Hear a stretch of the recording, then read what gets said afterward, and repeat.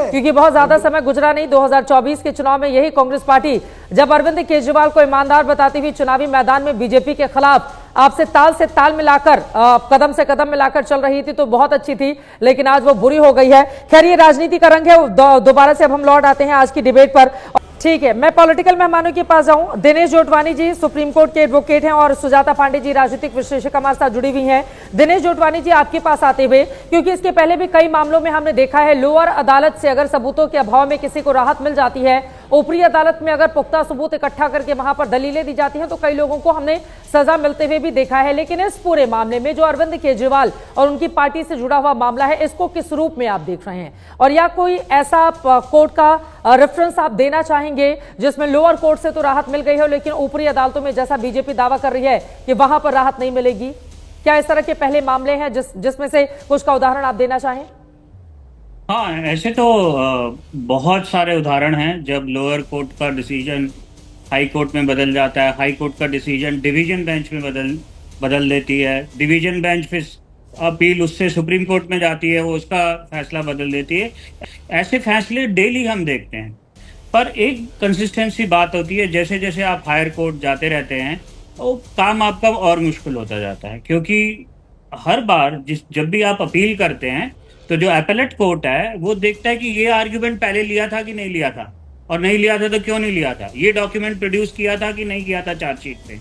देखिए इस केस में सीबीआई ने 10,000 से ज्यादा पेजेस की तो चार्जशीट बनाई थी, और उस चार्जशीट में अगर कुछ पेपर्स मिसिंग थे, अब तो क्यों मिसिंग थे, इन्वेस्टिगेशन में क्यों मिसिंग थे, और अब क्यों लेके आ रहे हैं उनको, तो हाई कोर्ट पे अपील तो कर सकते हैं, ये तो राइट है। पर हर लेवल पे आपका जो बार है वो और ऊपर होता जाता है, और आपको बहुत मुश्किल हो सकती है हाई कोर्ट में एक्सप्लेन करने के लिए। आप देखिए अभी गवर्नमेंट ने खुद ही सीबीआई के जो इन्वेस्टिगेटिंग ऑफिसर हैं, जिन्होंने ये वर्ड यूज किया था साउथ लॉबी की तरह यूज किया था, ऐसे लग रहा है जैसे कोई माफिया है, उसके अगेंस्ट इन्वेस्टिगेशन करती है। तो चीजें जैसे हाई कोर्ट में जाएंगी, हाई कोर्ट ऑफ कोर्स हम डेली देखते हैं हाई कोर्ट डिसीजन बदल सकती है लोअर कोर्ट का, और डिवीजन बेंच हाई कोर्ट के सिंगल बेंच का डिसीजन बदल सकती है। सुप्रीम कोर्ट है जो कि सारे कोर्ट्स का डिसीजन बदल सकती है।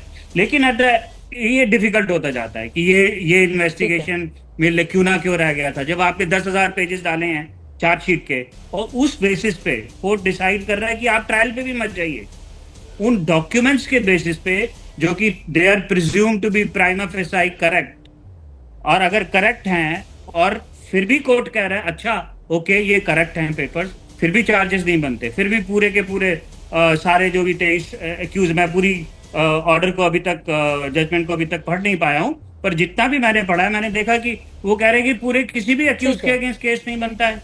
तो इनका काम तो जा सकते हैं high court to be fair, पर वो काम जो है थोड़ा मुश्किल हो जाएगा अब सीबीआई के लिए। लेकिन अपने आप में ये भी बहुत हैरानी वाली बात होती है, कितने सालों तक या महीनों तक नेता जेल में रहे और उसके बाद कुछ महीनों के बाद इस तरह का फैसला है कि नहीं यहाँ पर तो कोई सबूत ही नहीं है या फिर आपको गलत तरीके से फंसाया गया है। ये भी अपने आप में देखना बेहद महत्वपूर्ण और गंभीर भी हो जाता है। साथ मेरे पास समय नहीं है, आगे और भी डिबेट में आपको जरूर मौका मिलेगा इस विषय पर पूरी बात रखने का। बहुत धन्यवाद आप सभी का हमारे साथ चर्चा का हिस्सा बनने के लिए। यकीनन कोर्ट का आज का जो फैसला आया है उसे आम आदमी पार्टी को बड़ी राहत दी है। कुछ महीनों के बाद पंजाब में होने हैं विधानसभा के चुनाव, क्या इस मुद्दे को लेकर आम आदमी पार्टी वहां पर जाएगी और कट्टर ईमानदार वाली पार्टी की छवि को भुनाने की कोशिश करेगी, या फिर आगे आने वाले दिनों में हाईकोर्ट अब चूंकि सीबीआई रुख कर चुकी है तो ऐसे में उनकी मुश्किलें बढ़ जाएंगी। लेकिन कुल मिलाकर इस विषय को लेकर राजनीति गरमाई हुई है, आरोप प्रत्यारोप का दौर अभी भी जारी है। कोर्ट का आगे का क्या रहता है निर्णय, इस पर बनी रहेगी एबीपी न्यूज की नजर।